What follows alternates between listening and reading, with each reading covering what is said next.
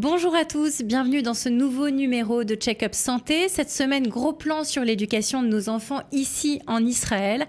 Un rapport de l'OCDE paru ces derniers jours pointe du doigt les écoles israéliennes. Leur niveau d'enseignement se situerait à un niveau comparable à celui des écoles du tiers-monde. Alors nous nous sommes posé cette question, somme toute légitime, faut-il s'inquiéter? Qu'en est-il réellement de l'état de connaissance de nos enfants? Doit-on tout revoir dans ce système éducatif israélien? Alors pour en discuter, je suis aux côtés de Michael Larare. Bonjour Michael. Bonjour. Vous êtes pédopsychiatre à Tel Aviv. Vous travaillez ici à Tel Aviv depuis 4 ans et avez évidemment vécu en France avant, où vous exerciez à Paris. Quel est votre regard sur les élèves ici en Israël par rapport à ceux en France? Certaines personnes, à juste titre ou pour se rassurer, semblent à l'inverse vanter les mérites du système israélien qui permettrait selon eux de développer la créativité, la confiance, l'épanouissement de nos enfants. Qu'en pensez-vous ? J'en pense qu'il n'y a pas un système idéal parmi les deux, ni le système français pour lequel les Français qui vivent en Israël ont une certaine nostalgie. Ils ont oublié comme ils souffraient, comme les enfants souffraient là-bas aussi, on va pouvoir en parler, ni le système ici dont évidemment les défauts sont assez évidents. Alors, ce qu'on perçoit ici, évidemment, c'est qu'il y a un rapport à l'enfant qui essaye de mettre de côté le rapport de force et l'autorité. C'est une pensée, presque une philosophie à l'israélienne, qui a beaucoup de vertus. Effectivement, on va avoir des enfants qui vont oser beaucoup plus, qui vont gagner en confiance en eux, qui vont pouvoir penser que leur imaginaire et leur création valent quelque chose.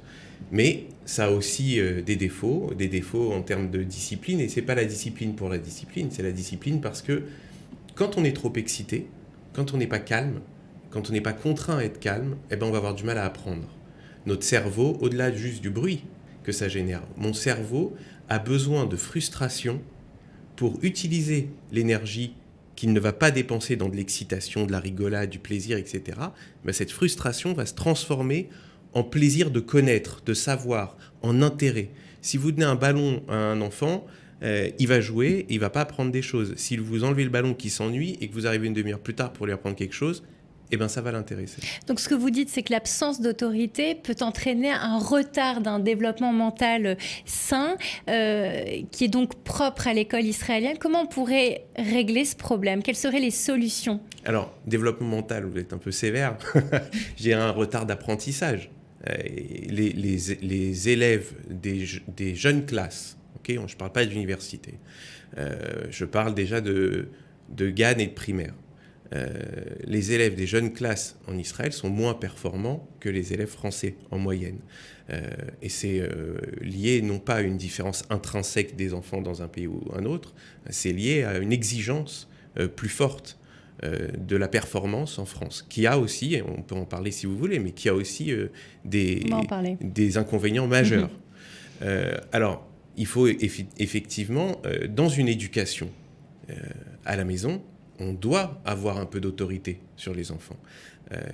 Souvent, les gens font des révolutions, mais c'est-à-dire qu'on est sous un régime qui est excessif, on fait une révolution et on va dans un autre excès. Puis à un moment, on arrive à un entre-deux.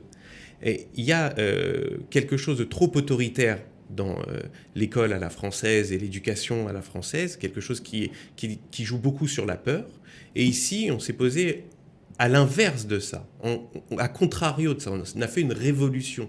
Mais il va falloir que le système gagne en sagesse et ose un petit peu attraper des éléments de ces systèmes plus vieux que le système israélien, donc de ses pairs, dont des éléments un petit peu d'autorité, mais avec de la nuance. Oui, il faut restaurer un peu d'autorité en classe, et évidemment que des enfants qui ne sont pas contraints à un moment donné à suivre, à écouter, à respecter le voisin, etc., eh ben, ils sont beaucoup plus soumis à leurs propres pulsions. Donc, par définition, ils vont avoir beaucoup plus de mal à se frustrer eux-mêmes. Donc, si on doit donner des conseils finalement très concrets aux parents, les parents ont un rôle encore plus important, je dirais, en Israël par rapport à la France, où ils savent qu'ils ne sont pas secondés par l'école en termes d'éducation. Moi, à titre personnel, je vois des enfants, comment ils se comportent à table.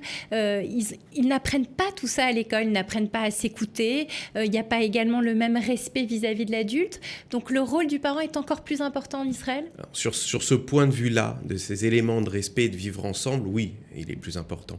Mais après, le parent en France, il doit contrebalancer beaucoup d'angoisse pour ses petits élèves. Pour donner des conseils concrets, l'idée, c'est de pouvoir comprendre que la maison, c'est comme un laboratoire. C'est en laboratoire qu'on lance les grandes lignes.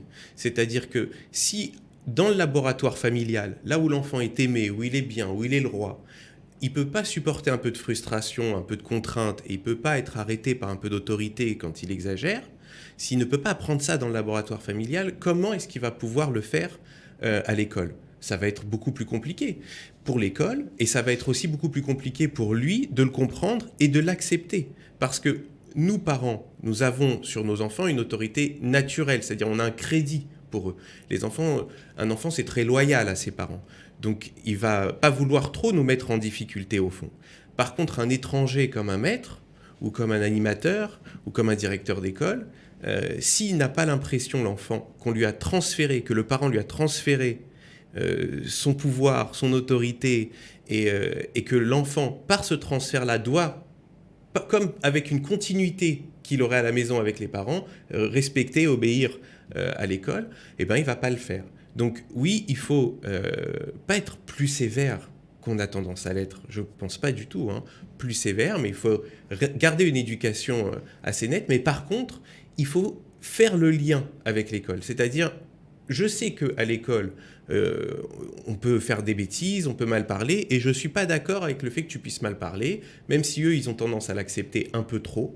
Ils espèrent quand même que tu sois respectueux. Ils ne veulent pas te gronder parce qu'ils considèrent que ce n'est pas leur rôle. Mais tu dois quand même être respectueux. Et si il me revient aux oreilles que tu ne l'es pas, c'est-à-dire que tu sors des règles familiales, alors on va se fâcher tous les deux.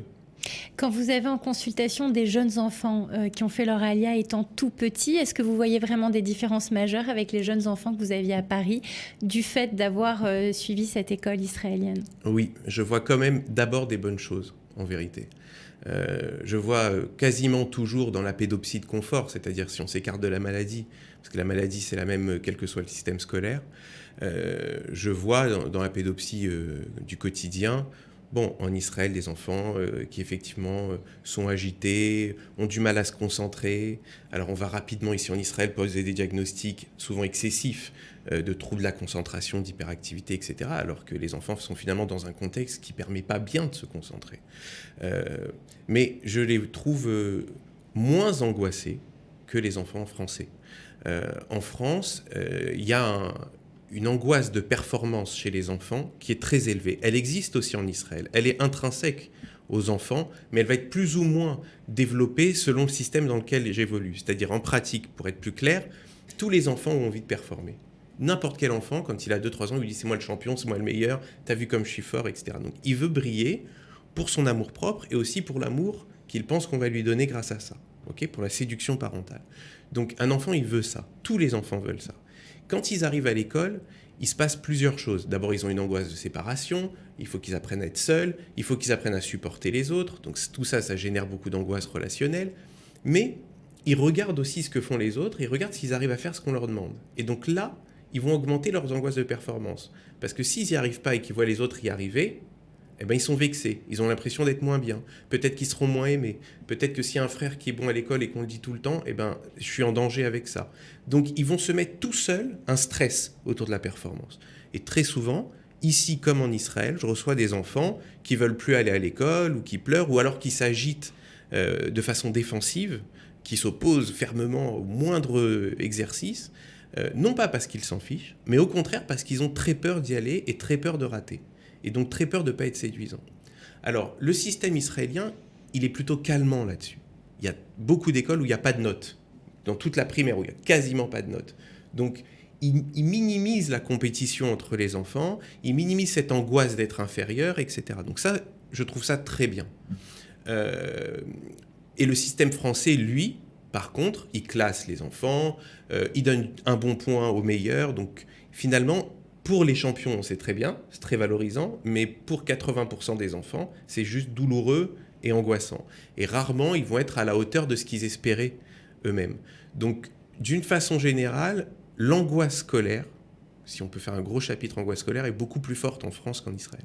Mais est-ce que quand même le système français n'a pas ça de bon que de former ses esprits à un peu de rigueur, à un peu de travail, au sens de l'effort, ce que ne semble pas faire l'école israélienne? Est-ce que finalement ça ne va pas se répercuter à l'âge adulte? Est-ce qu'on peut craindre d'avoir des adultes moins performants que ceux de France? On pourrait le craindre, mais manifestement, ce n'est pas le cas. Bon. Donc, il se passe plusieurs choses. Il y a un axe là, mais il y a d'autres axes qui compensent. Je m'explique. Un adulte, il va être performant parce qu'il a appris beaucoup de choses, parce qu'on lui a appris la rigueur, ok, mais aussi parce qu'il a confiance en lui, qu'il ose et qu'il voit des opportunités. L'angoisse, ça va me pousser parfois à travailler, être rigoureux, etc., la peur d'être grondé, etc. Mais ça va créer aussi d'un autre côté une inhibition. Un enfant qui est angoissé, il va faire un travail très standardisé, très stéréotypé. Il ne va pas aller chercher quelque chose de neuf en lui. Donc quand il a une bonne note, il est soulagé, il n'est pas forcément très fier. Celui qui va faire quelque chose avec moins de peur, il va mettre de l'inside, il va mettre des choses à lui. Et puis si ça marche bien, le retour en vérité est beaucoup plus positif pour lui. Donc vous voyez, il y a à boire et à manger. Ce qu'elle a, l'école française, évidemment, qu'elle transmet une rigueur. Mais l'école israélienne, elle voudrait bien la transmettre. Seulement, elle a un problème particulier. Elle a un problème philosophique avec ça. C'est qu'elle veut transmettre la rigueur, elle veut transmettre les mêmes choses, mais elle ne veut pas être le mauvais objet. C'est-à-dire, elle ne veut pas être mal aimée. Elle veut qu'on l'aime. Et donc, elle est dans un rapport de séduction un peu excessif, qui est très bon sur plein d'endroits, qui est plutôt une grande victoire, mais il faudrait qu'elle se décomplexe un peu et qu'elle ose exiger et donc cadrer un petit peu. Est-ce qu'en termes de valeurs, on peut dire finalement que de développer sa confiance en soi, sa créativité, son épanouissement est finalement aussi important que d'acquérir des connaissances d'un point de vue académique ? Oui, enfin, ce sont des points de vue personnels. Je n'ai pas, moi, quelque chose de particulier ou de plus puissant que quelqu'un d'autre à en dire. Mais vous êtes père. Oui. Vous voyez, vous avez un grand et un plus petit. Vous comparez vos deux enfants. Ils ont chacun développé des qualités différentes, mais voilà, un a suivi un cursus français, un autre en Israël. Finalement, est-ce que ça se vaut, chacun dans sa spécificité ? C'est très dur comme question. D'abord parce que j'ai mes propres inhibitions de papa à pas vouloir comparer mes enfants, mais bon, et puis parce qu'ils ont des personnalités fondamentalement différentes. Donc c'est très dur de faire la chirurgie et d'attraper ce qui a été mis par l'école israélienne. Ce qui est quand même très net, c'est que le plus petit qui a passé donc sa scolarité en Israël, il n'a pas un rapport de soumission à l'adulte, et donc d'un côté il peut être impoli, il peut être moins bien élevé que le premier, si on peut dire, mais d'un autre côté il est moins inhibé dans les rapports à l'autre. Et il y a moins ce complexe à la française, cette peur de déranger en permanence, cette honte qu'on a, pardon, excusez-moi de vous déranger, etc. Toute cette névrose qui est plaquée sur chacun d'entre nous, que je retrouve chez mon grand, évidemment, chez moi, chez ma femme, etc. Eh ben, c'est vrai que chez ceux qui ont plus vécu en Israël, elle y est un petit peu moins. Mais après, elle y est quand même parce qu'ils y vivent avec des parents français et que fondamentalement, c'est pas l'école qui transmet l'essentiel. Fondamentalement, c'est les parents. Donc, c'est quand même très rare qu'un enfant qui est bien cadré à la maison, qui a un espace de liberté, d'autonomie, qui a le droit de s'opposer, parce que cadrer, ça ne veut pas dire qu'on interdit à son enfant de s'opposer ou d'être fâché. Un enfant qui a son espace et en même temps certaines règles à la maison, c'est rare qu'il soit dans des difficultés d'agitation ou de comportement ou de discipline à l'école. En général, c'est des enfants pour qui il y a déjà quelque chose qui fait un peu faille à la maison, qui flambe à l'école. Est-ce que l'armée joue un rôle pour recadrer ces enfants qui n'ont pas eu du tout d'autorité pendant toute leur enfance? Est-ce que finalement ça rectifie un peu le tir? Je pense que c'est la pensée globale des gens ici. Je ne sais pas à quel point c'est juste,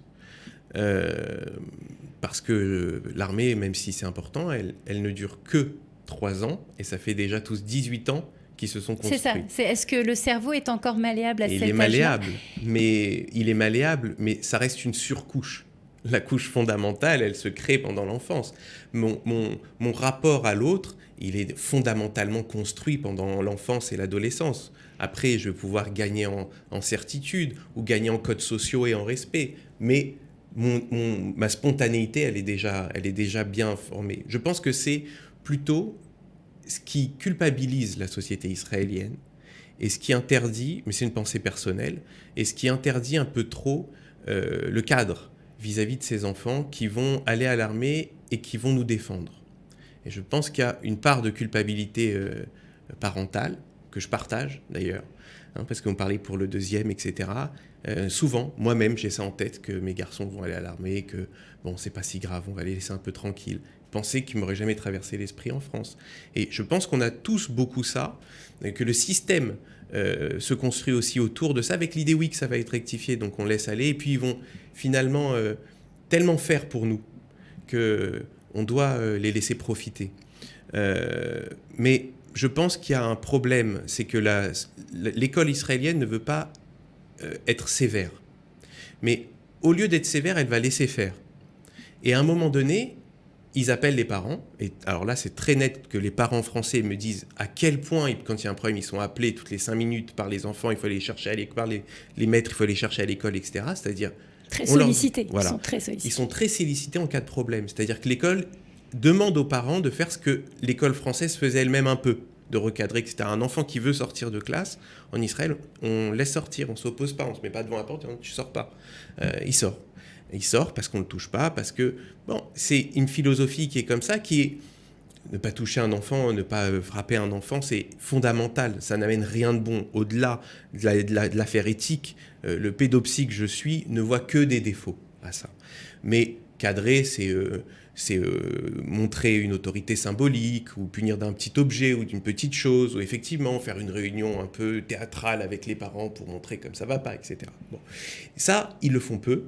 Et ils vont tout d'un coup, quand ça va pas, c'est-à-dire finalement, si l'enfant de lui-même n'est pas dans un cadre acceptable, c'est-à-dire qu'il ne se comporte pas suffisamment bien et qu'il n'apprend pas suffisamment bien, un peu seul en vérité, un peu spontanément en vérité, eh ben, l'école va s'affoler.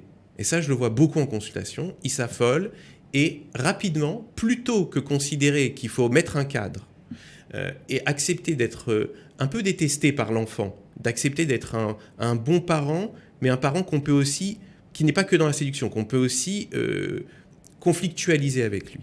Et bien, plutôt que d'accepter ça, ils ont tendance à pointer une maladie du doigt. Et ça, je trouve ça regrettable, et je pense que c'est important d'en informer les gens. Ici, beaucoup d'enfants qui ont des troubles du comportement sont étiquetés tout de suite TDAH, c'est-à-dire... Et voilà, c'est ce que j'allais vous dire. Du coup, ils ont recours plus facilement à la Ritaline pour les calmer. Pour compenser leur faiblesse en termes d'autorité, finalement. Les professeurs malheureusement, font appel. trop.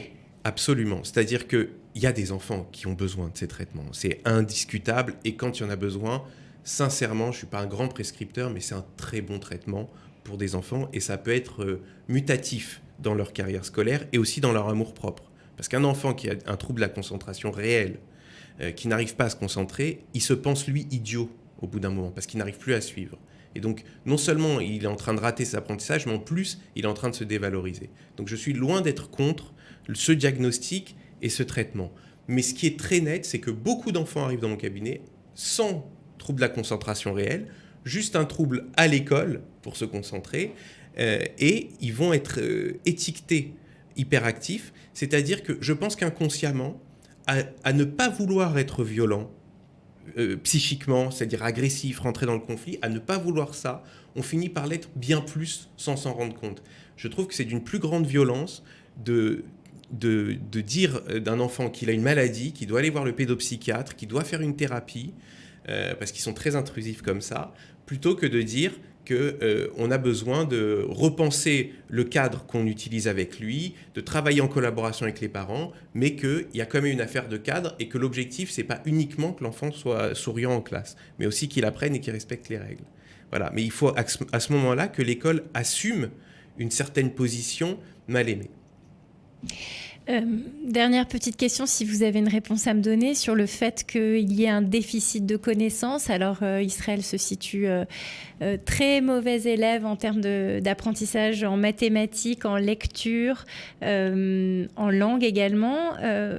Est-ce que cela vous inquiète ou est-ce que du fait d'avoir développé d'autres compétences, d'autres capacités, ça permettra de rattraper ce retard ultérieurement ? Alors, ce retard ne se rattrapera pas, mais d'autres parcours seront plus performants parce que j'ai confiance en moi, parce que j'ai osé des choses, etc.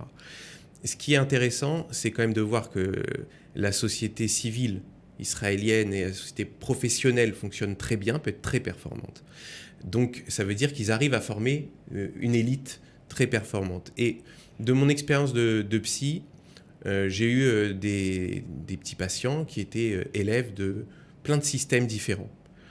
Globalement, un enfant qui n'a pas de soucis particuliers et qui va avoir un cadre familial un peu imposant, suffisamment imposant pour l'amener vers les études, c'est un enfant qui va réussir dans tous les systèmes.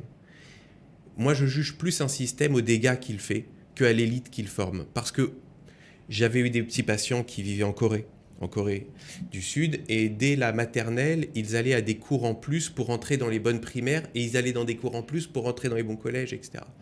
Bon, force est de constater que ça crée beaucoup d'anxiété, beaucoup de dégâts, que dans ces pays-là, les taux de suicide chez les adolescents sont flambants, et que la société n'est pas plus puissante qu'une société française, alors qu'elle devrait l'être, au vu de l'ampleur du travail qui est fourni. Mais qu'à un moment donné, à force de charger les gens, on les obsessionnalise, et donc on les formate, et on casse quelque chose de leur personnalité et de leur relief. Et donc, ils ne vont pas être créatifs, ils ne vont pas être innovants. Ils vont répéter, mais pas être créatifs et innovants. Il faut un peu des deux. Encore une fois, n'importe quel système marche pour un enfant qui va très bien. La vérité, c'est et les enfants qui ne vont pas très bien. Alors, pour les enfants qui ne vont pas très bien, je trouve que le système israélien est quand même meilleur que le système français. Si on prend une classe de CP en France, je pense qu'on va avoir les 3/4 des enfants qui n'iront pas vers des études supérieures et à qui ne restera pas grand-chose des apprentissages. Et peut-être qu'ils auront quelques points de culture générale, mais ils ont souvent un rapport assez persécuté à cette culture. « Ah, on m'a fait lire ça, oh là là, j'apprenais, oh, c'était horrible ». C'est-à-dire qu'on n'a pas développé le goût, l'excitation, etc. Et ça, c'est vraiment un écueil de l'éducation à la française, trop stricte, trop rigide. Alors que en Israël, on est beaucoup plus dans l'éveil de la curiosité, l'éveil des sens, la confiance en soi. Mais effectivement, on voit bien qu'il y a une défaillance sur le plan des connaissances. Il n'y en a pas assez, même chez les grands, parce que j'en suis des grands, et puis j'ai un grand à la maison, sur l'histoire, sur la géographie. La culture générale. Oui, et donc ce sont des éléments, on peut dire après tout, on s'en fout de la culture générale. Moi, j'ai rien à en dire de spécial, mais le psy que je suis dit que quand il n'y a pas de culture générale, il y a moins de curiosité. Donc ça, c'est aussi peut-être le rôle des parents, de s'asseoir avec ses enfants, de discuter, de lire, de les intéresser. Ouais. De toute façon, les parents ont un rôle très important. On dit en psy qu'il y a 2 métiers impossibles, parents et psychanalystes. C'est-à-dire qu'il y a trop à faire et on fera toujours des erreurs. Le système israélien est ce qu'il est, on a décidé d'être là. Il est suffisamment bon pour que nos enfants évoluent bien. Et après, c'est à nous de les suivre, peut-être plus qu'on le faisait, même si c'est difficile avec la langue, mais quand même leur montrer qu'on est investi dans leur scolarité surtout jeune. Oui, quitte à rester assis à côté d'eux pendant qu'ils travaillent, même si on n'est pas capable de les aider, mais leur montrer qu'on est investi. Voilà. Et que ce qu'ils font est important pour nous et pour eux, et leur donner cette attention. Voilà, et leur transmettre après ce qu'on aime, ce qu'on est, nos propres curiosités. Et en attrapant ça par amour pour nous, ils vont commencer eux-mêmes à aimer d'autres choses. Merci beaucoup, Mickaël Larare, pour cet éclairage. Merci à vous de nous avoir suivis. On se retrouve la semaine prochaine pour un autre nouveau numéro de Check-up Santé. D'ici là, portez-vous bien.